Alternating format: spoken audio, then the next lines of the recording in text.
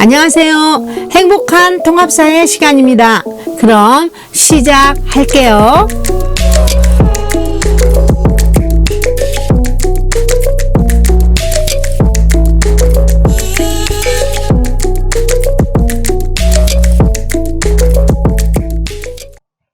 안녕하세요. 방학 잘 보내셨나요? 반갑습니다. 모두 그립고 보고 싶네요. 짧지만 알차고 행복하게 잘 보냈으리라고 생각하고요. 그럼 행복한 통합사회를 기분 좋게 시작하겠습니다. 오늘부터는 5단원 시장경제와 금융단원을 시작합니다. 여러분이 알고 있는 경제 파트라고 생각하시면 되겠고요. 시장경제가 인간의 삶에 어떠한 영향을 미치는가라고 하는 것을 배우겠습니다. 오늘 이 시간에는요, 140쪽 자본주의의 역사적 전개 과정과 그 특징부터 살펴보겠습니다.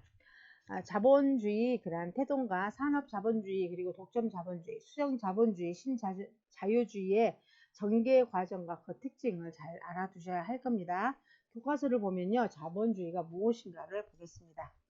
자본주의는 자본이 중요한 역할을 하는 경제체제로 사유재산제와 경제활동의 자유를 바탕으로 이윤을 추구하는 시장경제체제의 모습으로 오늘날까지 발전을 해온 것이죠. 자본이 중요한 그런 경제체제다. 그래서 자본주의다라고 하는 것을 여러분이 아시면 되겠습니다.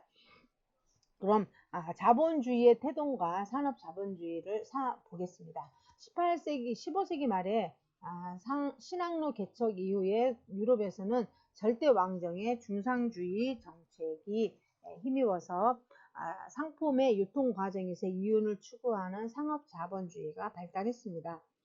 여기 보면 중상주의가 나와 있죠. 중상주의 정책이 뭐냐면 상업을 굉장히 중시하죠. 그러면서 수출을 권장하면서도 수입을 극도로 막는 보호무역을 얘기를 합니다. 그래서 이 중상주의라고 하는 것은 뭐냐면 상품을 생산 과정에서 이익을 보자는 게 아니고 유통 과정에서 이익을 추구하는 상업자본주의입니다. 산업자본주의하고 상업자본주의가 좀 유사하지만 여러분 약간 다른 면이 있기 때문에 잘 알아두시기 바랍니다. 그래서 상업자본주의는 이렇게 유통 과정에서 이윤을 추구하는 것으로서 인도에 향신료를 가져와서 유통하는 과정에서 이익을 보겠다라고 하는 것의 예로 여러분이 이렇게 생각하시면 되겠습니다. 그렇다면 밑에 이제 산업자본주의가 무엇인가라고 하는 것도 보겠습니다. 18세기 중반에 영국에서 시작된 그러한 산업혁명으로 공장제 기계공업이 발전을 하면서 대량 생산이 가능하게 된 것이죠. 이때 이제 산업 자본주의가 전개됩니다. 18세기에 영국에서 획기적인 산업혁명이라고 하는 게 일어난 거죠.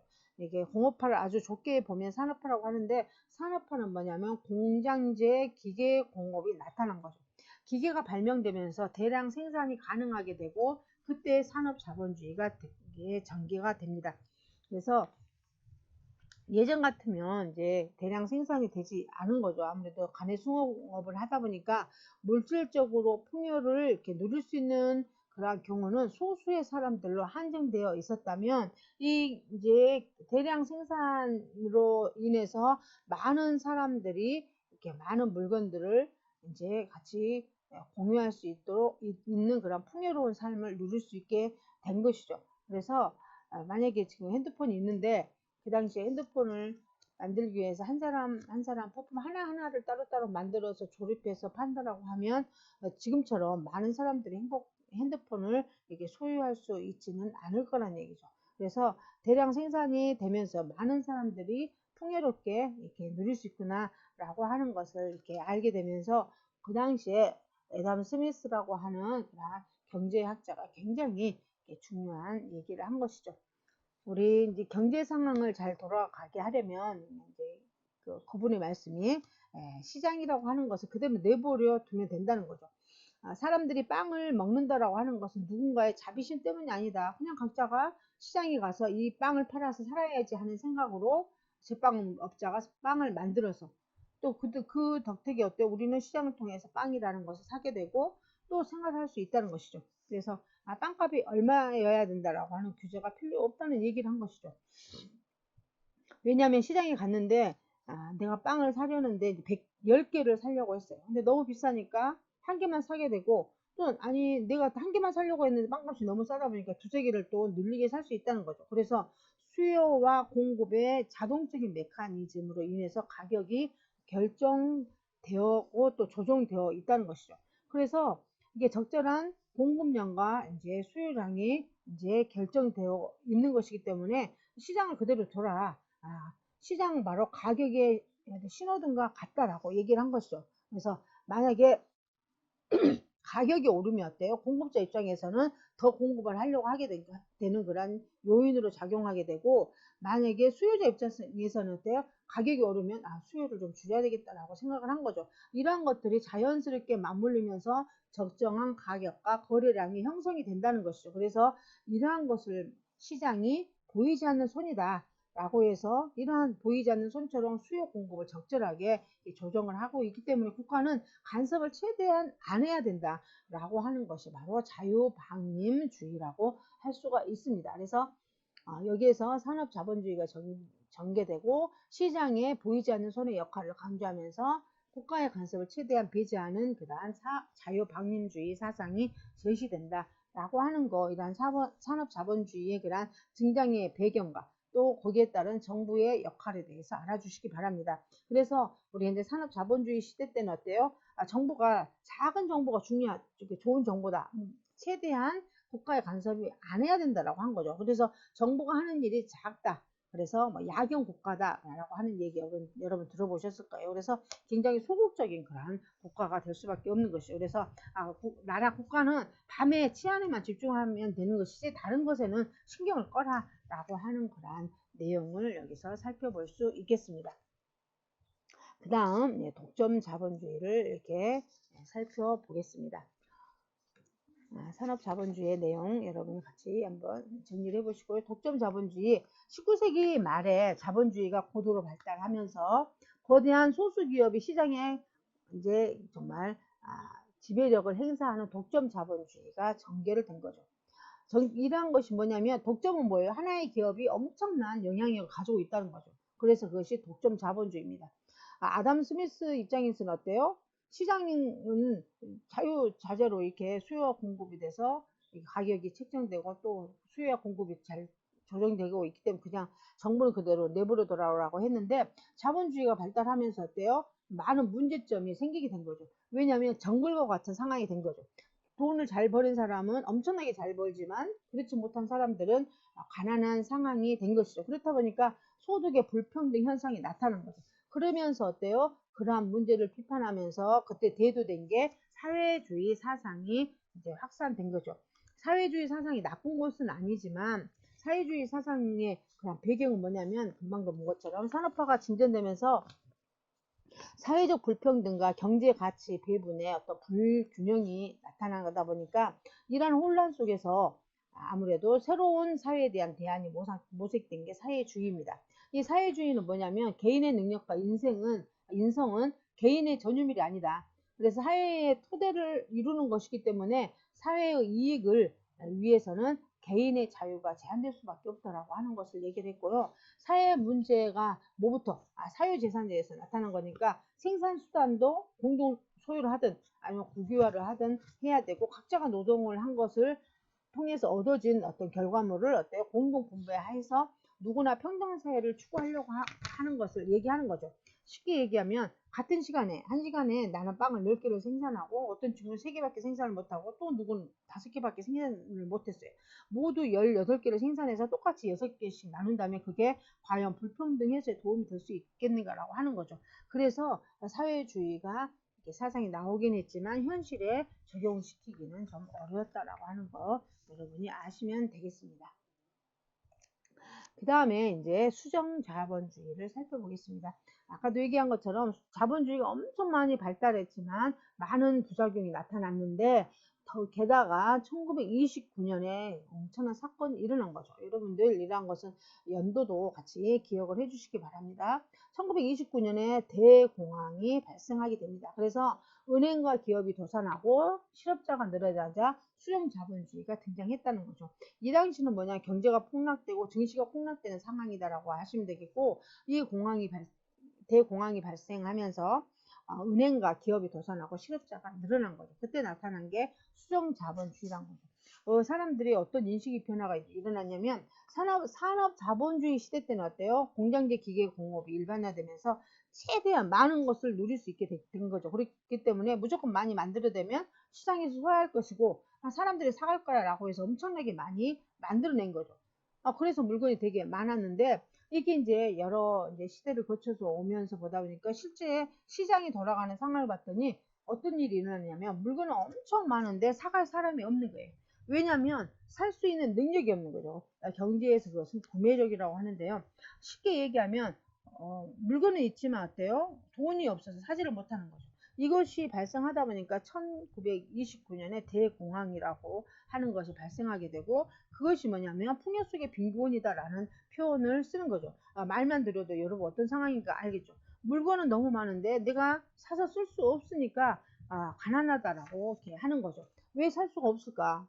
뭐가 없을까요? 사람들에게 돈이 없다는 거죠. 그래서 사람들에게 돈을 줘야 되겠다라고 생각을 한 것이죠.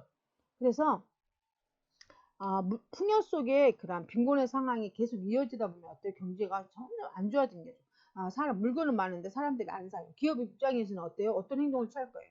우리 기업의 물건에 100개를 팔아야 되는데 100개가 안 팔리고 있어요. 그러니까 고용한 사람들조차도 책임질 수가 없게 되고 기계를 중단시키겠지만 시간이 흐를수록 사람들을 그만둬야 되겠다라고 해고를 하게 되는 거죠. 그래서 실제로 대공황 때는 이렇게 기업이 도산되면서 실업자가 굉장히 많이 나게 된 거죠.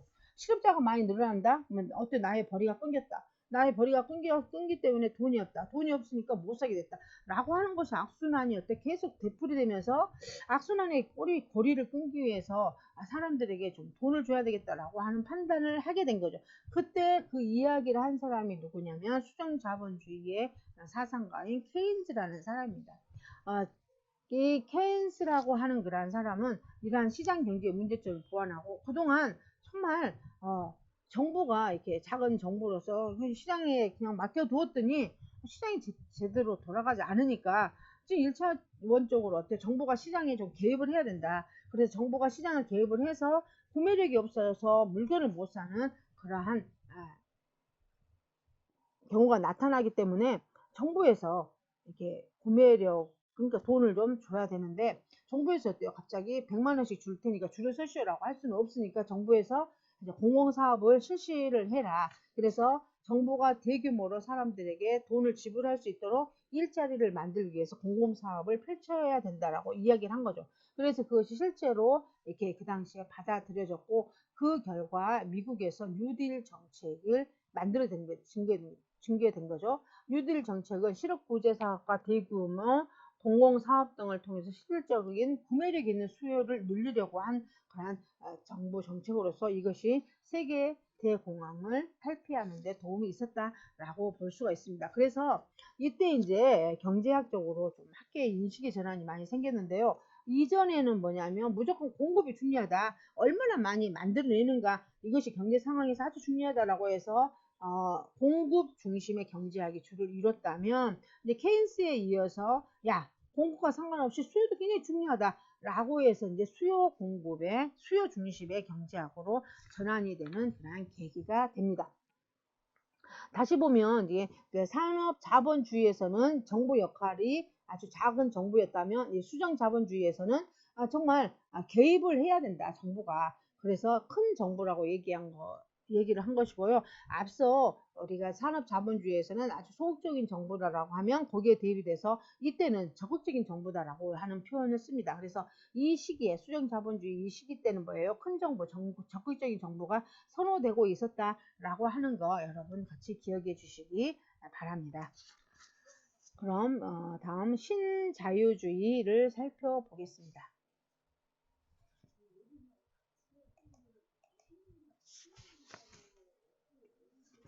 신자유주의는 1970년대 두 차례 석유 파동이 일어납니다. 그러니까 1973년, 1978년에 1차, 2차 석유 파동이 나타나는데 어떤 경제 굉장히 침체됐습니다. 동시에 물가도 상승하는 그런 스태그플레이션이 발생하게 되는데 이게 굉장히 중요합니다. 여러분 이 말 아마 중학교 때도 들어보셨을 건데요. 이 당시에는 뭐냐면 석유 파동으로 인해서 이렇게 일어났다라고 하는데, 석유 파동 간단히 살펴보면요, 산유국들이, 그러니까 석유를 생산하는 그런 나라들이 정치적인 배경 때문에 석유의 공급량을 확 줄여버리게 되는 거죠. 여러분들 봐볼게요. 이게 이제 수요 공급의 법칙의 그러한 그 그래프를 본다면, 이제 수요와 공급이 적정하게 될 때 적정 가격이 이제 형성이 되는데, 이제 공급을 버린다면 가격이 어떻게 될까요?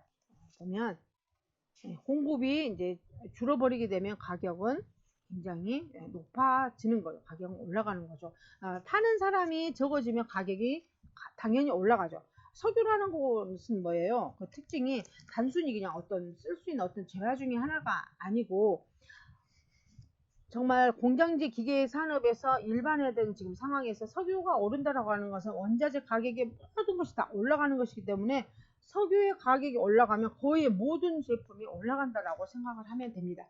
그래서 보니까 어때요? 공급이 줄게 됐고, 그러니까 가격이 올라가게 된 거죠. 왜냐하면 제가 이제 100만 원을 가지고 어떤 물건을 만드는데 써야지라고 생각을 하고 있었는데, 그동안에는 100만 원을 가지고 10개를 만들 수 있었어요.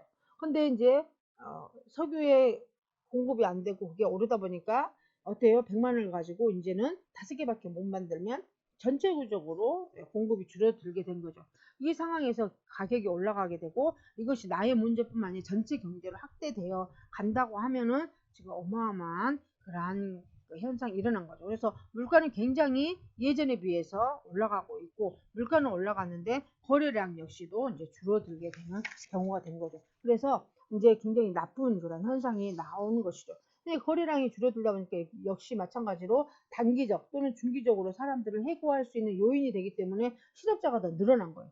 그래서 석유 파동 때문에 전체적인 총 공급이 감소하고, 그러다 보니까 물가가 상승하고 또 실업자가 많아지고, 이러다 보니까 물가가 상승하고 실업자가 늘어난 상황, 스태그플레이션이라고 합니다. 경제에서 볼 수 있는 최악의 상황입니다.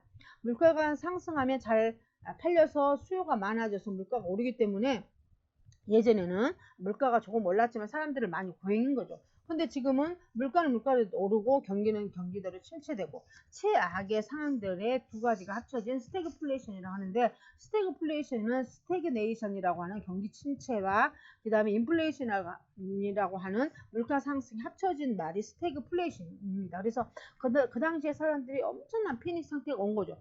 그래서 이 당시에 그 이전에 이제 수령 자본주의를 따르고 있었는데, 이때 수령 자본주의가 정부가 이제 개입을 한 거잖아요. 근데 이렇게 석유 파동이 두 번 겪고 나니까 그동안에 볼 수 없었던 최악의 상황, 나쁜 것들이 합쳐져서 나오다 보니 충격을 받은 거죠. 그래서 정부가 과연 어떻게 해야 되는가? 정부가 개입을 했는데도, 그죠? 개입을 했는 것이 오히려 이런 상황이 되니까 어떻게 되는가라고 혼란을 느끼게 되면서, 이때 신자유주의자라고 하는 사상이 새롭게 이렇게 이제 대두가 됩니다.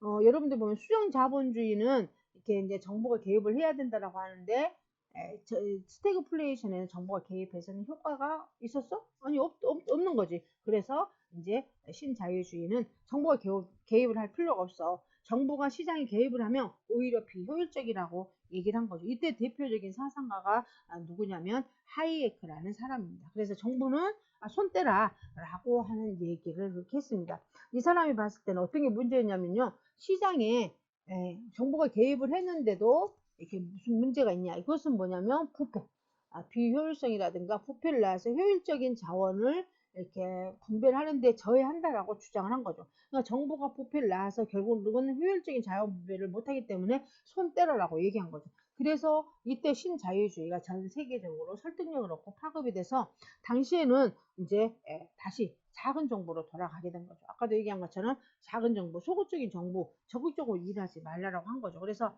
대표적으로 이 세 가지 시기를 이렇게 여러분이 정부의 역할에 대해서도 같이 연결을 시켜볼 수 있겠는데요. 그래프를 이렇게 한번 살펴보면 이렇게 한번 보겠습니다.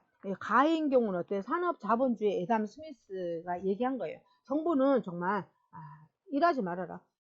그래도 치안은 담당해야 되니까 작은 정부의 역할이다라고 하니까 굉장히 비중이 좀 낮았지요. 근데 이제 너무 이렇게 시장에다 맡겨둬도 문제가 많이 생겼다. 그래서 정부가 시장이 좀 개입을 해라. 시장에서 전부 이렇게 문제점을 보완해라라고 해서 개입을 주장해야 된다라고 하는 것이기 때문에 나의 형태는 뭐냐면 수정 자본주의 형태입니다. 그래서 적극적으로 나라에서 정부에서 개입을 해서 노력을 해야 된다라고 하니까 굉장히 비중이 커졌죠. 그런데 신자유주의는 다시 작은 정부로 돌아갔잖아요. 그래도 예전에 작은 정부보다는 한 일이 더 늘어납니다. 이건 뭐냐면 여러분들이 1학기 때 배웠던 인권과 연관이 있는데요.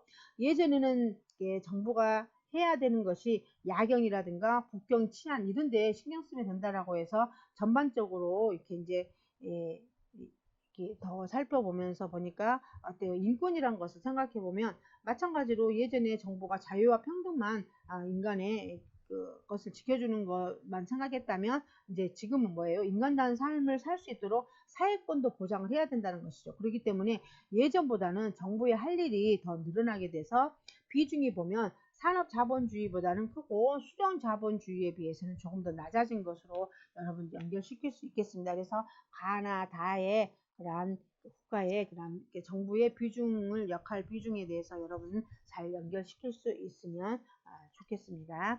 그 다음 이제 여기 금방 살펴본 것처럼 이렇게 산업자본주의, 독점자본주의, 수정자본주의, 자유주의에 대한 여러 전개 과정과 그 특징을 반드시 꼭 잘 알아두시길 바라겠고요.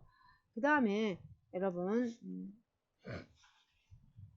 141쪽에 자본주의의 전개 과정을 두 경제사상가의 가상 대담으로 한번 살펴보겠습니다. 진행자가 케인스에게 물어봤습니다. 그리고 하이에크 씨에게도 물어봤어요.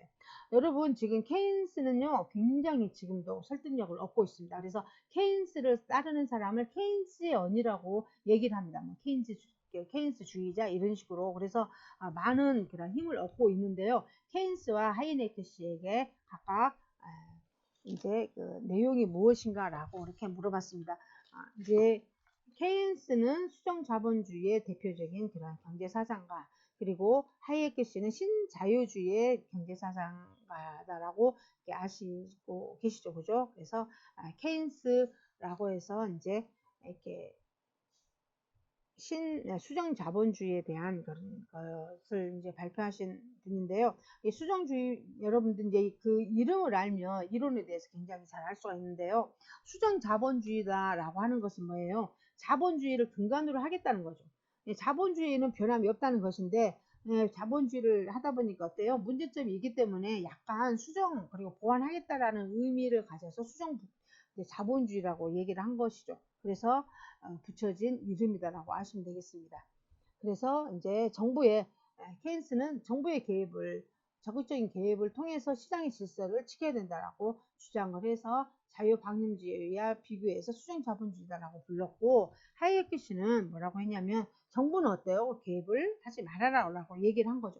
그래서 시장과 경쟁의 자유야말로 사회 발전의 필수적인 요소이기 때문에 정부로부터 시장의 자유를 지켜야 된다라고 주장을 한 것이죠. 그래서 이분은 굉장히 자유를 중시했는데요. 우리가 산업자본주의의 시대 때 자유가 중시되었고, 그래서 다시 또 나왔죠, 자유를. 그래서 신자유주의다라고 얘기를 한 것입니다. 그래서 신자유주의를 대표하는 학자가 하이에크다라고 하는 것을 정리하시면 되겠습니다.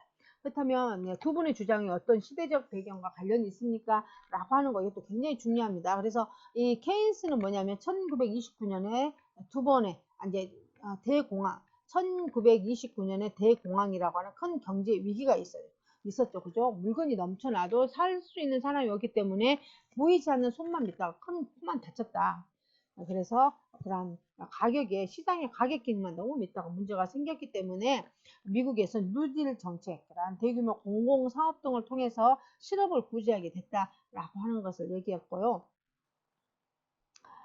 또한 이제 하이에크 씨는 1970년에 석유 두 번의 그런 석유 파동이 일어나면서 또 물가 상승, 불안까지 겹친 상황에서 보이지 않는 손에 의해서 시장을 자율적으로 내버려 둬야 된다라고 하는 그런 주장이 맞았다라고 하는 것을 얘기를 했습니다. 그리고 이제 서로에게 하고 싶은 말은 이제 정말 케인스는 자유 경쟁 시장은 경제 주체들이 대등하게 하지 않고, 그래서 약효 강식에 정글과 다름없기 때문에 경제도 정부가 돌봐줘야 된다라고 얘기를 했고, 하이에크는 뭐냐면 그 정부의 개입이 스태그플레이션이라는 경제 위기를 해결하지 못하기 때문에 정부는 경제 개입을 하면 자원 분배가 효율적이지 못하니까 경제는 시장에만 맡겨야 된다라고 이렇게 얘기를 했습니다. 그래서 여러분 각각의 수장 자본주의의 그러한 케인스, 그 다음에 신자유주의의, 그 다음에 하이에크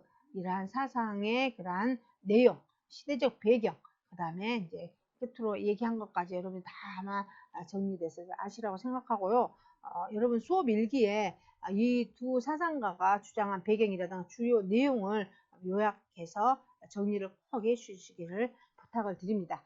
여러분들 조금 시간은 좀 길어졌지만 첫 시간 너무 즐겁게 잘했고요. 다음 시간에 뵙도록 하겠습니다. 여러분 방학하고 첫 시간인데 너무 열심히 들어줘서 너무 고맙고요. 또 다음 시간에 만나겠습니다. 수고 많으셨습니다. 고맙습니다. 이상 행복한 통합사회 수업을 모두 마치겠습니다.